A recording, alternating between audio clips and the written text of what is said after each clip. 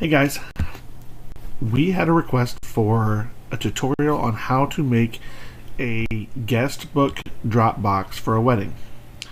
So what I did, I just created a little heart. Anybody can do this. It doesn't really matter. You can use any design you want to. So I've seen hearts, I've seen trees, I've seen just squares with people's initials on the inside. I've seen the flower from Beauty and the Beast. So there's a number of different things that you could use. I just made this just so I can teach you this. The dynamics of this is going to be the same regardless of what design you use here. The other thing you want to do is you want to make sure that you've got this for whatever size you actually want it to be. So for example, this right now is a 17-inch tall heart. Okay, so that's my exterior. This is the outside design of what I'm going to do here. I apologize for my voice. I was just at the Indianapolis Colts game. We lost, but I screamed, and I'm losing my voice, so I apologize. But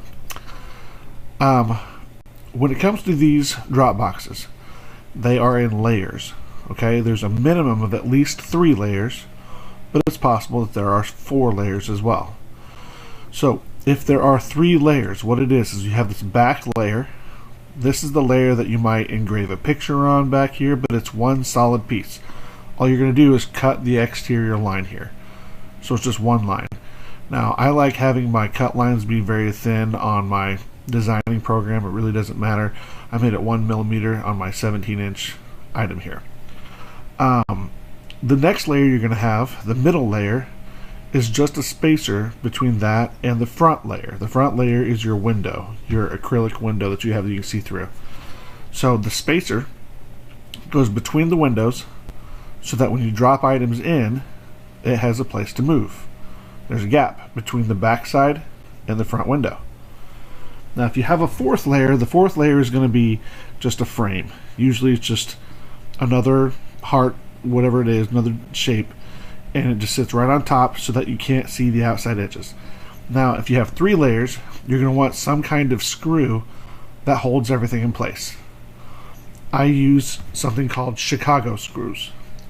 So if you use Chicago screws, what it is you have something in the back that pushes through, and it's essentially just a tube. So it pushes a tube through from the back towards the front, and the front has a screw that screws into that tube and it holds it together. So they don't need to be especially tight. They just need to make sure that the screws themselves will be able to, you don't make them too long so that they don't just fall apart. But the way it'll work is you just have a screw maybe here, 2 of them here, 1 there, and you're good to go. If you have 4 layers, you don't need any screws because you'll just be able to glue the top layer on top and you won't be able to see the glue from the window. If you have 3 layers and the top layer is a window and you just tried to glue it, you're going to see that glue all around the outside and it's going to hurt you. So you don't glue the window on, you use the screws instead. If you have a 4th layer, that 4th layer is just a frame that goes around the outside and you can't see through it, so you can glue it if you want to. Just make sure that if you are going to do that, you have a good glue that will glue together acrylic and wood, bond them together essentially. So here's how you make it. First, this is your outline of the back piece. This is the first part. All it is a cut. If you want pictures engraved on here, that's fine. Go for it. But essentially, this is just a cut piece, and you're good to go. Then you need your window piece, your acrylic, the front piece that's going over there. To do that, you just duplicate this first one. It needs to be exact. To duplicate, you can click on Edit, and go down to Duplicate, or obviously Control D will do the same thing. So while you have it selected, Control D, and you won't tell that anything happened. It created a new one, but it created it directly on top of the first one. So you just move it out of the way. Okay? As always, just want to let you know, I am using the most recent version of Inkscape 1.3.2 as of the date of this video. So you made your duplicate. This is going to be your window. This is the same exact thing as this. It's just going to sit right on top. The last thing you're going to make is your interior. This is your gap. the thing that makes the gap, the spacer. So to do that, you do the same thing. You make a duplicate, so Control D. Now I've got my duplicate. I'm just going to move it out of the way over here. I'm going to make one more duplicate, so Control D. So again, you couldn't tell that anything happened. There's a second one that's there, but you wouldn't know.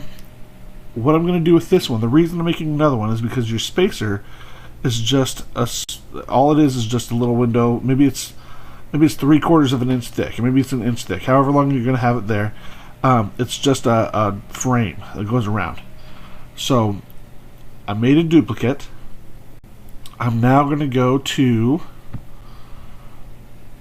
my path effects. These are all called path effects. I believe you can also get to it from over here, go down to path effects, and it would bring that window up over here. So from the path effects, you click on this drop down, and the one you want is your offset. I just go ahead and change this to inches if you want to. If you want to make it 3/4 of an inch thick, what you would do is you want the outside to stay where it's at. You want it to go in by 3/4 of an inch. If you make this a positive number, it's going to go out. So it'll go outside if you make this positive, it'll go inside if you make it negative. So this offset is going to be a negative 0.75. Right? I'm going to hit tab, and you can tell it shrunk down. So I've got two. I've got my original, my duplicate that I made smaller by 3/4 of an inch, and then I've got over here, this is my window, my acrylic window, and this is my back piece. Now, with both of these selected, if I have both of these selected, I'm going to come up here to Path, Exclusion. And what this does is it takes that smaller piece and cuts it out of the bigger piece. So now there's a hole. This is one solid piece. This is the same solid piece, but now it has that piece cut out of the inside of it. So if you were to fill this in, you're only filling in the frame, right? So it's cut out. So this is your spacer. Now you've got this. You're going to take this one and you're going to cut it out of, say, wood, whatever it might be. You can use any thickness of wood you want. This one right here, if you're going to use, say, let's say you use 8-inch thick names that you're going to drop into this thing. If the wood that you're cutting out is 1/8 of an inch, this spacer should be 1/4 inch. Okay?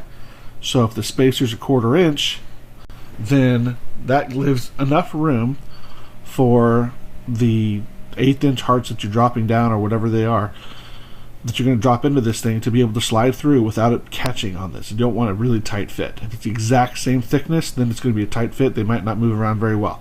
So this spacer should be 1/4 inch. This can be whatever you want. My windows, I almost always make 1/8 of an inch, but if you want to make it 1/4 inch, you can do that too. It doesn't really matter. This is the part that's important. This should be thicker than the pieces that you're dropping in. Now, if you just stop here, then you have nowhere to drop them. You put this on your back piece, this is going to go in between, and this will go on top, and now there's no way to get the pieces inside. So you need to cut gaps. And I would usually put 2, one on each little spot over here. Depends on your shape, obviously. And I don't know how big these hearts are. Let's say that the hearts you're dropping in are going to be, I don't know, 1 inch or 1.25 inches or something like that. You need the gap to be a little bit larger than that. So maybe you go 2 inches. So I'm just going to make a little bit of a rectangle or square. It doesn't really matter what it is. I'm going to convert this into a path. So path, object to path. And now I'm going to make sure that this is 2 inches wide. That's what I want. So for my width, just change it to 2 inches. It really doesn't matter what the height is. It's irrelevant. All I care about is the width. I'm going to take this piece. I'm going to move it over here. I'm not a big fan of these nodes connecting. I'm going to go ahead and do this. This is how you toggle your snapping on and off. So if I do this, turn that off, now it's off, and I can drag this around and it doesn't snap at anything. So let's say I want it right about here. That's a good spot for it. I'm going to make another one of these. So Control D. Now I've got another one. I'm going to try to put it pretty close to the same place as this first one. That's about right about here. Then I'm going to hold down shift, I'm going to click on this piece, and I'm going to line them up. So here's my alignment, align and distribute. Okay, I want these two pieces to be lined up along the center right here, and now they are, right? And now I'm going to select my heart underneath it, and while this is checked, this needs to be turned on. Move and align selection as a group needs to be turned on. While that's checked, I'm going to align it vertically on the vertical axis. So what it's going to do is whatever my last piece that I selected here, it's going to take these two and it's going to center it to that last piece. So when I do this, it's kind of move things over a little bit, but now I know that these are perfectly centered around this middle piece here. This is the same distance from the middle as this is, so it's perfectly lined up. When I uncheck this thing right here, I know they're there. Now, one at a time, I'm going to check this box, I'm going to hold down shift, I'm going to select this, I'm going to come up here to path, I'm going to use difference. Now if I use difference, it cut that out. My rectangle was cut out of my second piece here. While this is selected, hold down shift, click on your other one, path, difference. It cut it out. Now I've got my holes. These are 2-inch holes I can drop my hearts into. I'm going to undo what I just did, Control Z a couple of times. Control Z, Control Z. If I were to select both of these at the same time, this one plus this one plus this one, and I do path difference, it only gets rid of one, and now my square's gone for the other side. You have to do them one at a time. Control Z, one at a time. You take this plus this, path difference, do it again, this plus this, path difference. Okay, now they're cut out. One more thing I'm going to note. I'm going to do Control Z 2 more times, bringing those squares back. If you're going to use a fourth layer, you're not going to use the Chicago screws. You're not going to kind of screw these things together. You're going to have that frame. If you're going to have the frame, go ahead and duplicate this right now without these squares. Duplicate this, move it to the side. There's your frame. Now when you go ahead and do these, difference, I did not hit it, path difference, then we'll add this one, path difference. Now you have your layers. Your back layer, this is the piece that's going to have your engravings, this is going to have whatever their names are, whatever it might be on your back piece. You have your spacer. This is going to line up perfectly right here. It'll line up perfectly all the way around, and it leaves these gaps for you to drop things into. You put your window on. This is your clear acrylic. You set that on top of this. And then this is going to go on top of that, and it's going to cover up that gap that's right here. It covers up any glue that you used. If you're going to have a fourth piece, that's what this is going to do. And then you should be good to go. So then what you're still going to make a stand, obviously. You don't want to have a built-in stand because a lot of people like to hang this up on their wall afterwards. So you don't want to build it in so that they can't take it off. But you do want to maybe get an easel. Most people use like an easel that they can cut out and use it to set it up on. But then you're all set to go. So if this is your back piece, the next piece you do is going to be this one. This is still technically one piece. It's still a cut piece.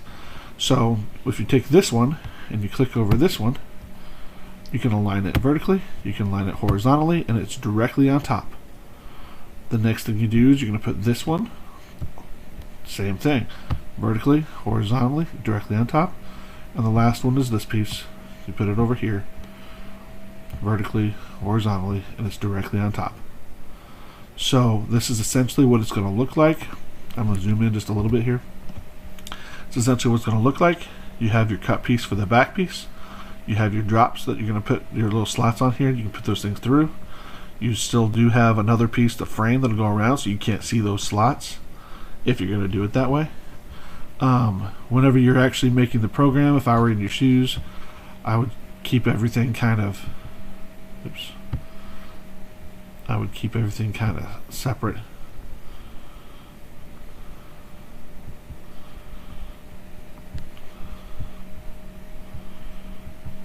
Okay, so it looks like the other piece is either here. Yep, here it is.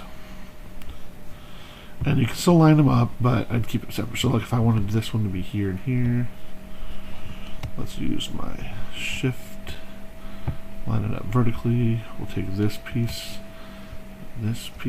line them up vertically that way. While these two are selected, just go ahead and move them both over here. Okay, and then if you select all, come over here to edit, you would resize page to selection, and now you've got your white there, and you have all your pieces. You've got your back piece, your window, your spacer, and your frame. Put it all together with glue if you're going to use the frame. Otherwise, the only thing you can do differently is also add little circles into here, into all of these. Make sure they're all in the same place, identical same spot. And that way you could use them for Chicago screws if you needed to. And you're good to go. If you have any other questions, I really hope this helped out, but I'm happy to help. If you do have any other questions, let me know.